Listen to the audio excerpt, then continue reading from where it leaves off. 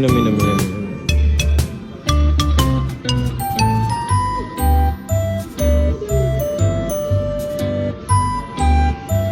Ah.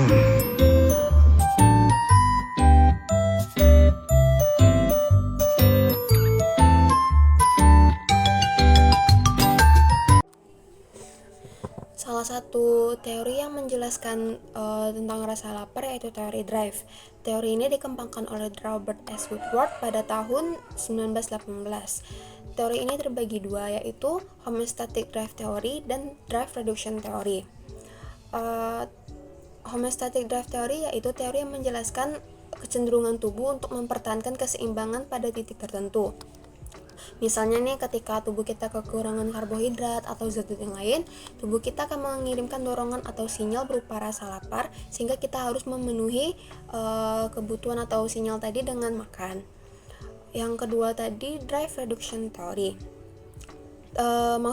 Teori ini menjelaskan di mana individu mengurangi dorongan yang harus dipenuhi. Maksudnya tuh misalnya ketika kita merasa lapar kemudian makan, rasa lapar tadi lama-lama akan berkurang ketika kita makan. Pasti kalian pernah melihat seseorang yang makan berlebihan atau makan dalam porsi yang banyak. Nah, penyebab orang bisa makan berlebihan ini melibatkan interaksi antara faktor biologis dan faktor psikologis dalam perilaku makan. Secara biologis, terdapat faktor genetik yang mempengaruhi kecenderungan seseorang untuk makan berlebihan. Sistem hormonal seperti leptin, grelin juga berperan dalam mengatur nafsu makan dan rasa kenyang. Ketika terjadi ketidakseimbangan dalam sistem hormonal ini, seseorang mungkin cenderung makan dalam jumlah yang lebih banyak. Dalam faktor psikologis, stres dan emosi negatif dapat memicu keinginan untuk makan lebih banyak sebagai bentuk coping atau penghiburan sementara. Selain itu, kebiasaan makan yang buruk, keyakinan yang tidak sehat tentang makan, dan kondisi psikologis seperti depresi atau gangguan makan juga dapat mempengaruhi pola makan yang berlebihan. Faktor-faktor biologis seperti kebutuhan energi dan sistem hormonal saling berinteraksi dengan faktor psikologis seperti stres dan kebiasaan makan yang dapat mempengaruhi perilaku makan individu. Faktor biologis seperti kebutuhan energi dan sistem hormonal dapat mempengaruhi nafsu makan dan regulasi nafsu makan.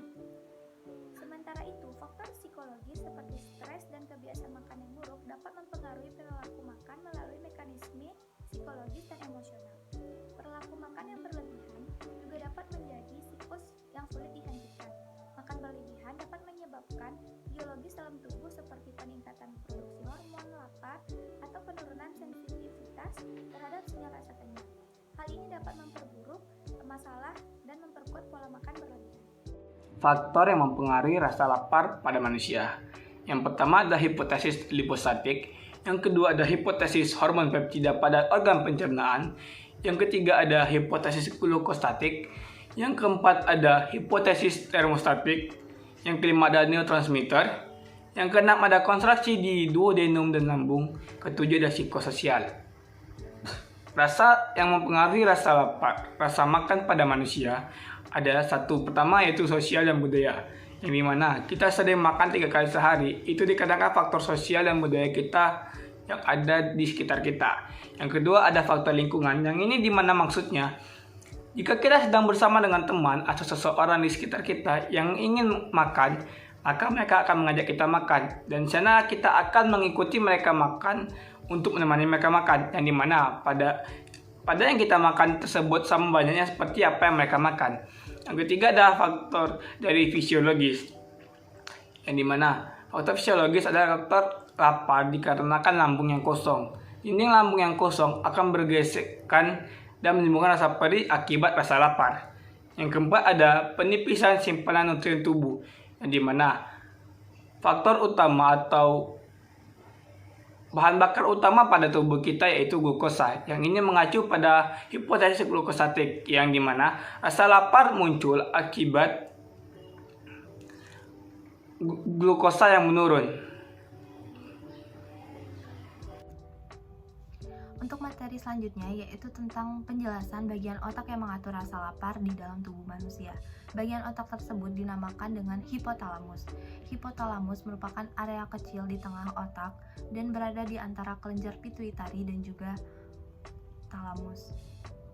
Selain dipengaruhi oleh hipotalamus, rasa lapar juga dapat dipengaruhi oleh kadar gula darah ataupun glukosa, hormon, dan juga kekosongan pada perut ataupun usus. Untuk penjelasan lebih lanjut, ada pun penelitian fisiologis yang mempengaruhi rasa lapar dan juga rasa kenyang. Yang pertama, ada hipotalamus. Seperti yang telah dijelaskan bahwa hipotalamus merupakan pusat pengendali selera makan terbesar. Di sini ada dua daerah pada hipotalamus yang menjadi dua pusat penting, yaitu nucleus lateralis dan juga nucleus ventromedial. Yang kedua itu ada peran glukosa darah terhadap rasa lapar dan juga rasa kenyang.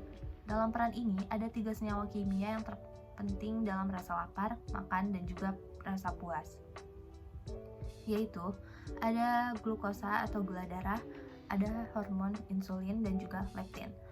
Lalu yang ketiga ada proses-proses otak tentang rasa lapar, hipotalamik, dan juga pusat kenyang. Pada tahun 50-an oleh ventromedial hipotalamus mengemukakan bahwa lesi elektrolit bilateral besar pada hipotalamus ventromedial menghasilkan hyperphagia atau makan berlebih dan juga obesitas ekstrim.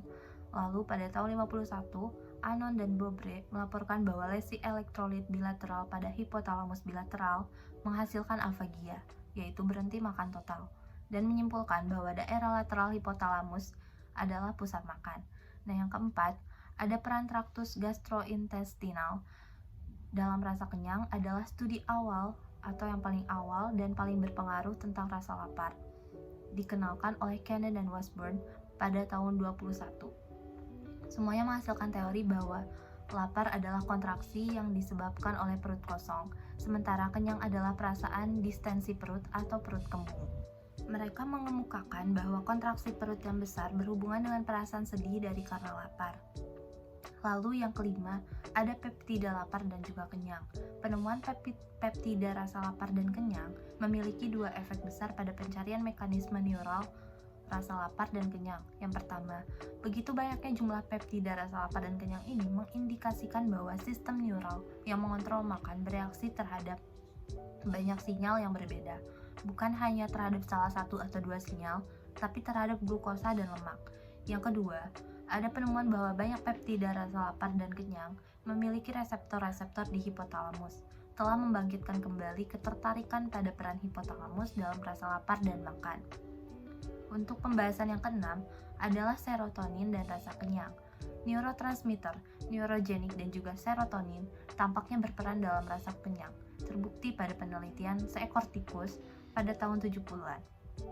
Dalam studi ini, agonis-agonis serotonin secara konsisten menurunkan asupan makanan pada tikus. Lalu, pada manusia, agonis-agonis serotonin, misalnya disulfuramin dan juga flextonin atau flexotin, telah ditunjukkan mengurangi rasa lapar makan dan berat badan di berbagai macam kondisi. Segala hal tidaklah selalu bebas dan sesuai dengan kehendak kita, termasuk rasa lapar. Perlu ada aturan-aturan yang mengikat, yang mana nantinya akan menjaga berat badan. Pengaturan pola makan sendiri sangat berpengaruh terhadap berat badan seseorang. Ada beberapa faktor yang dapat mempengaruhi berat badan, salah satunya asupan makanan. Nah, untuk menyeimbangkan hal tersebut, dibutuhkan aktivitas fisik, salah satunya dengan berolahraga untuk mengurangi lemak yang ada di badan sehingga dapat membuat badan menjadi ideal. Ada 3 pembuktian yang menantang aspek-aspek dari banyak teori set point tentang pengaturan berat badan. Yang pertama yaitu variabilitas berat badan. Yang kedua ada pengaturan berat badan melalui efisiensi pengurangan energi. Dan yang ketiga settling point dalam pengontrolan berat badan.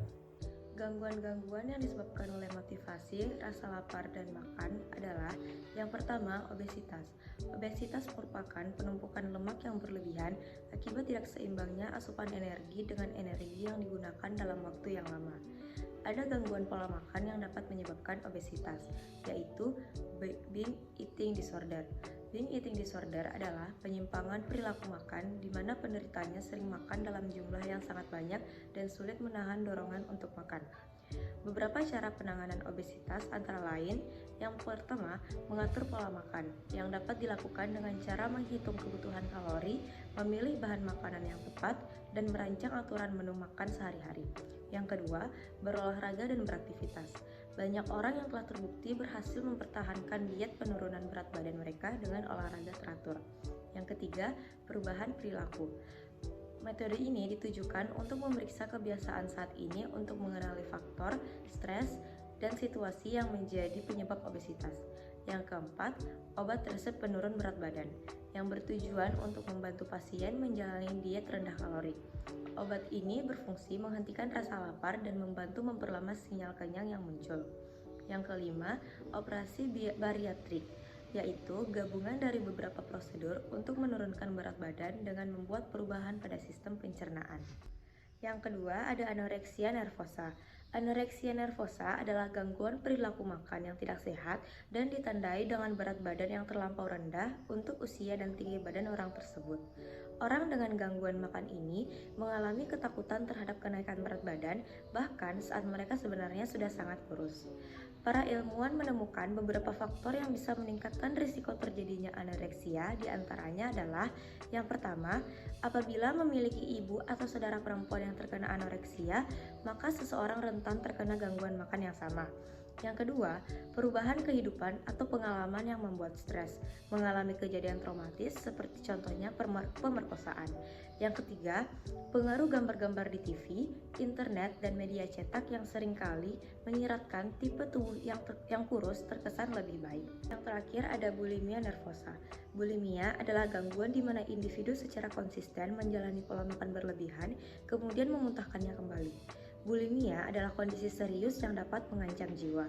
Proses pengeluaran makanan dapat dilakukan dengan cara muntah paksa, olahraga berlebihan, atau dengan menggunakan obat pencahar atau diuretik. Penderita bulimia seringkali memiliki pandangan terhadap tubuhnya sendiri secara tidak realistis. Mereka terobsesi dengan berat badan dan sangat kritis terhadap dirinya sendiri. Orang dengan kondisi kesehatan mental atau pandangan yang menyimpang dari kenyataan memiliki risiko yang lebih tinggi untuk mengalami hal ini. Faktor yang dapat memicu terjadinya gangguan bulimia adalah masalah emosi, depresi, perfeksionis, impulsif, peristiwa traumatis masa lalu, dan beberapa penelitian menunjukkan bahwa bulimia adalah penyakit keturunan atau dapat disebabkan oleh kekurangan kadar zat serotonin di otak. Perawatan tidak hanya berfokus pada perubahan pola makan, tetapi juga pada perawatan kesehatan mental. Opsi perawatan untuk mengatasi bulimia meliputi antidepresan, psikoterapi, dukungan ahli gizi dan pendidikan gizi, serta perawatan untuk komplikasi dengan rawat inap untuk kasus bulimia parah.